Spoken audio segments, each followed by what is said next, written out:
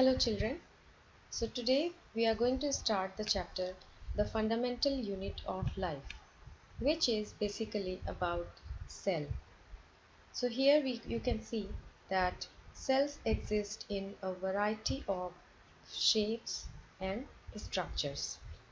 And there can be organisms which are made up of just one cell, and there can be multicellular organisms where different types of cells exist according to their particular functions. Some algae are unicellular, while many other algae are multicellular. So, in this chapter, we are going to learn in detail that why cell is known as the fundamental unit of life. So, here in this chapter, let us understand the framework of this chapter, the major headings under which we will be studying this particular chapter. So, what is fundamental unit of life? And then we will learn about cell, that is its historical aspects and cell related discoveries, division of labor in multicellular organism and in a single cell. Then we will start learning about those structures of a cell which make it a functional unit. So we will be starting from the plasma membrane, also known as cell membrane. Then transport of substances across the cell membrane, under which we will learn about diffusion, osmosis, endocytosis, etc. Now we are moving deeper into the structure of the cell, which includes cell organelles and their respective functions. But before that, the covering of the cell found in some organisms, in addition to the cell membrane, that is cell wall, will be discussed. Then nucleus, and in respect to nucleus, we will also learn about prokaryotic and eukaryotic cells. Moving inside the cell, cytoplasm and its function will be discussed. And what are those components of the cell that make a cell fully functional and very efficient? That is cell organelles. So we will learn about endoplasmic reticulum, Golgi apparatus, lysosomes, mitochondria, plastids and vacuole in this chapter. At last, we will finish the chapter by learning about cell division, that how many more cells arise from a single cell, under which we will learn about mitosis and meiosis. So this is the basic framework of this chapter, that how we are going to proceed topic after topic. So now let us try to understand the meaning of the fundamental unit of life, and we will take up each word one by one. So what is fundamental? As the dictionary meaning says, it is something very basic and important from which everything else develops. So it is such an integral part of something without which that particular structure or that system cannot exist. This is very, very basic to something. What is unit then? So a unit is a single thing which is complete in itself. So that is the part of something, the repetition of which gives rise to a larger structure. And unit can also be known as the smallest building block of something. And remember, this is very important, that it is complete in itself. Even a cell, a single cell, is complete in itself, although it can be a part of something larger. So of course cells can be a part of a gigantic animal, and cells can make a single microscopic organism such as bacteria or protozoans. And now let us discuss the very important part of this chapter, life. So what is life? Life is characterized by order, sensitivity or reproduction, growth and development, regulation, homeostasis, and energy processing.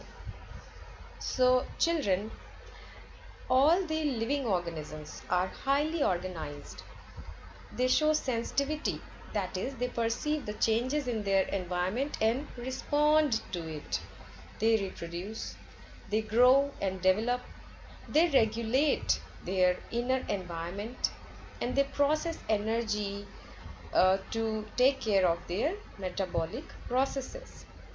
So, all these characters together, when viewed together, these characteristics actually define life. And after understanding the meaning of fundamental, unit, and life, we can say that yes, cell possesses all these properties. Cell is that unit which shows all the characteristics of life, and it is also fundamental to life, so integral, without which the life cannot exist, and it is complete in itself. So this is about the heading of this chapter. What is its meaning in its complete sense? I hope that is clear. So the question is that cells, being such tiny structures which are even microscopic, how do we know so much about cells? Well, it did not happen in a day or in an year or even in one decade.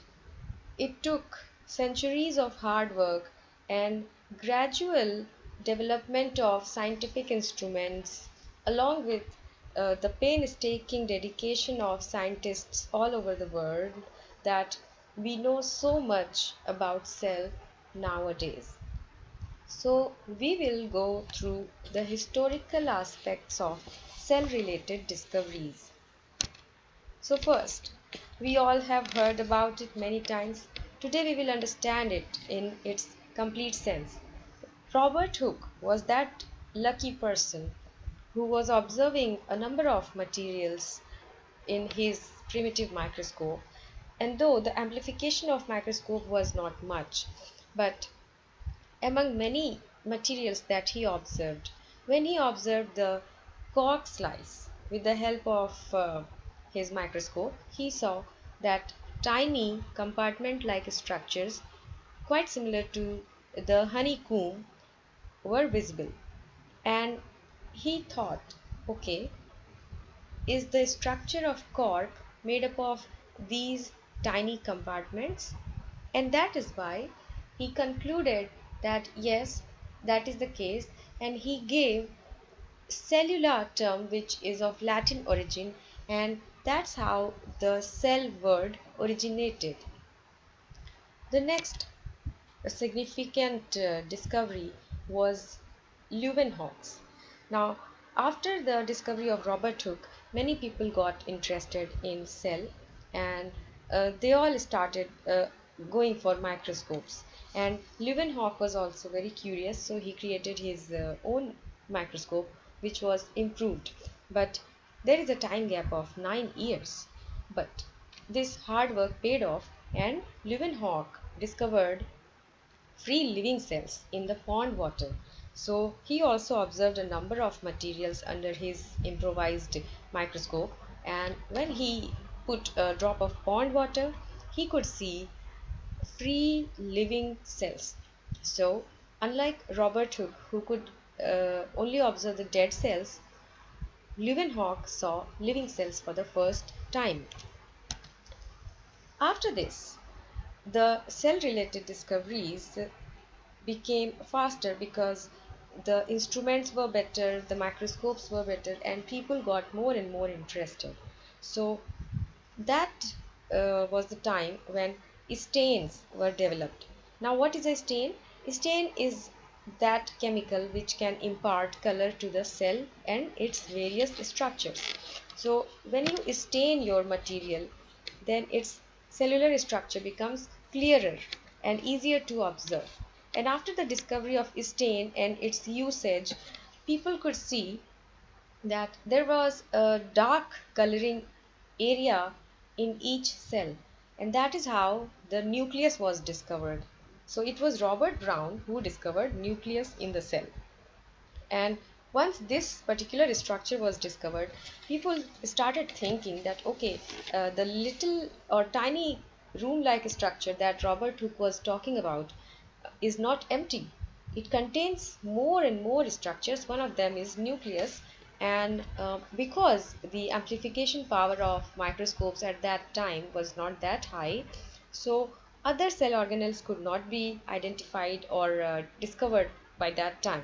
But once the nucleus was discovered, other people started thinking about what it is made up of, what it contains, and that is how um, the discovery and function of nucleus took off. This discovery was followed by the Purkinje's observations that now we know about the tiny compartment as described by the Robert Hooke, and now we know about a very important structure that is present in that tiny compartment.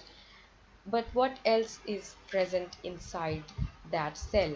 So he observed that a fluid substance is there, and he gave the term protoplasm for it. So it was Purkinje in 1839 that coined the term protoplasm for that fluid substance of the cell. And now, children, these discoveries starting from 1665 and till 1839, many other people have worked in between, which is not within the scope of our syllabus, but to make a complete sense of all of this and to explain it to all the people around the world in a better way, two German scientists who were also working in their own laboratories and were also going through all these proceedings which were published in the scientific journals, they communicated with each other and found that yes, whatever discoveries were made were actually aligning with their own findings. So they collaborated together and proposed a joint theory. So these two German scientists were Schleiden and Schwann, and they jointly presented the cell theory. Now, cell theory says that all the plants and animals are composed of cells, and cell is the basic unit of life. Let us understand this. This is very, very important. They seem like simple sentences, but they contain the summary of life.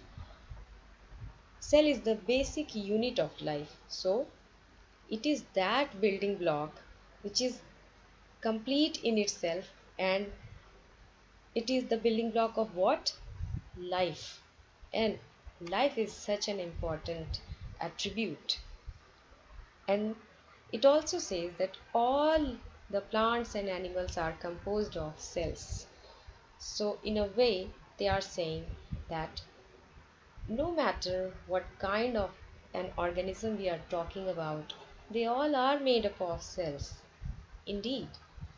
And the only problem that remained, that how so many cells appear in any organism. For example, if an organism is smaller in size, when it grows, how do so many more cells are added to its body?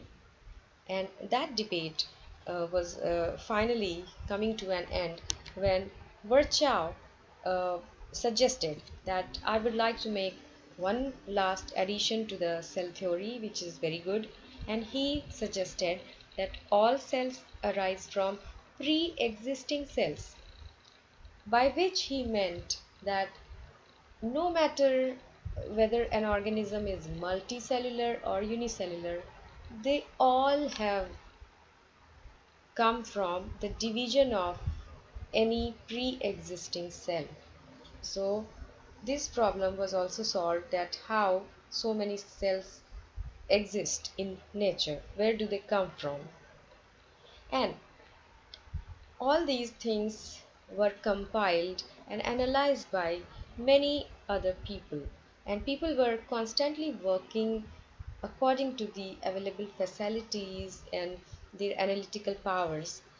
But in 1940, when electron microscope was invented by Knoll and Ruska, then the cell related discoveries were completely revolutionized, because electron microscope has a very high magnification power. And when this was invented, then only the cell organelles, those tiny structures inside the cell, became visible to people for the first time, and that is how the cell organelle and their functions came into picture. So children, you see that how important it is to look carefully, observe carefully, and analyze it whatever you observe. Also, write it down in its true form, publish it so that others can read it and make use of it. For example, if these things were not published, then how would Schleiden and Schwann um, understand what they were finding in their own laboratory? So, children, all these are steps of a scientific investigation, and these are very, very important. And we must never forget the contribution of all these people. So, this is about the historical aspect of cell related discoveries. In my next lecture, we will start looking at the structural aspects of the cell. Thank you so much.